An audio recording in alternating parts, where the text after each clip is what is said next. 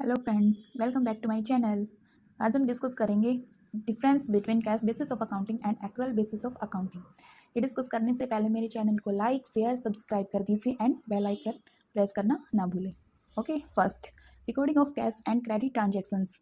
जो cash basis of accounting है वो कैश ट्रांजेक्शन्स का रिकॉर्ड रखती है, but accrual basis of accounting cash as well as credit से रिलेटेड ट्रांजेक्शन्स का रिकॉर्ड रखती है। Second, recording of incomes. Cash basis of accounting उन इनकम्स का रिकॉर्ड रखती है जो कैश में रिसीव हुई हो, बट जो एक्रुअल बेसिस ऑफ अकाउंटिंग है वो उन इनकम्स का रिकॉर्ड रखती भी है और नहीं भी रखती जो उसे कैश में रिसीव हुई है। Third, recording of expenses. जो कैश बेसिस ऑफ अकाउंटिंग है वो एक्सपेंसेज रिकॉर्ड रखती है, वो जो उसे कैश में पे करने हैं या जो उसने कैश में पे किए हैं। लेकिन एक्रुअल बेसिस ऑफ अकाउंटिंग उन एक्सपेंसेज का रिकॉर्ड रखती भी है और नहीं भी रखती। Fourth, outstanding expenses, prepaid expenses, accrued incomes and income received in advance. This basis does not take into consideration। मतलब कैश बेसिस ऑफ अकाउंटिंग इन सब को कंसिडर करके चलती ही नहीं है, लेकिन एक्रुअल बेसिस ऑफ अकाउंटिंग इन सभी को कंसिडर करके चलती है। आउटस्टैंडिंग एक्सपेंसेज क्या होते हैं? Due but not paid. Okay, prepaid expenses, prepaid but not due. Okay. Fifth, distinction between capital and revenue items.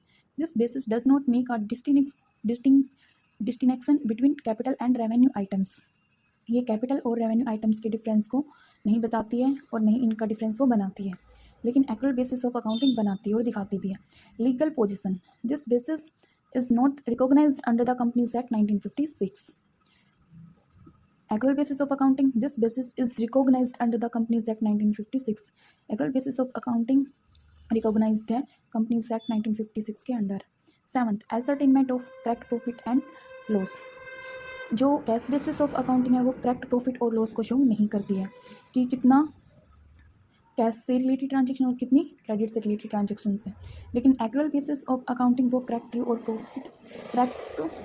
Profit और लॉस बता देती है कि कितनी क्रेडिट से रिलेटेड आइटम्स हैं या फिर क्रेडिट से रिलेटेड ट्रांजेक्शन और कितनी कैश से रिलेटेड ट्रांजेक्शन हैं। Suitability, cash basis of accounting is suitable for professional people like doctors, lawyers, etcetera, but this basis is adopted by business enterprises with profit motive, right? Thank you.